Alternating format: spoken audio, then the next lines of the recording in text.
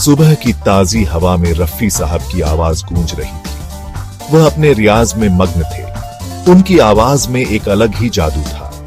हर सुर, हर शब्द में रूहानियत झलकती थी। रियाज खत्म कर वह बाहर निकले।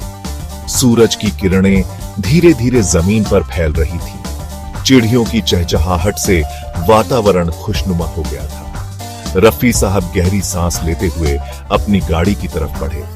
आज उन्हें रिकॉर्डिंग के लिए जाना था, लेकिन तभी उनकी नजर सड़क किनारे बैठे एक फकीर पर पड़ी। फकीर बहुत ही कमजोर और बीमार लग रहा था।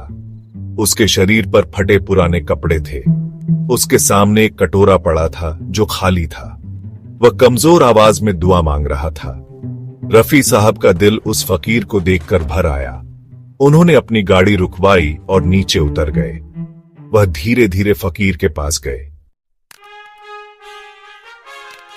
रफी साहब ने अपने पर्स से कुछ पैसे निकाले और फकीर के कटोरे में डाल दिए। फिर उन्होंने पास ही की दुकान से गर्मा गर्म चाय और बिस्कुट मंगवाए। रफी साहब ने खुद अपने हाथों से फकीर को चाय पिलाई और बिस्कुट खिलाए। फकीर रफी साहब को देखता ही रह गया। उसकी आंखों में आंसू थे। जब तक फकीर खाना खत्म करता, रफी साहब वहीं बैठे रहे। फिर उन्होंने फकीर का हाथ अपने हाथ में लिया और प्यार से कहा, खुदा हाफिज। फकीर ने नम आंखों से रफी साहब को देखा और कहा, आपकी आवाज में तो जादू है ही, आपके दिल में भी खुदा रहता है।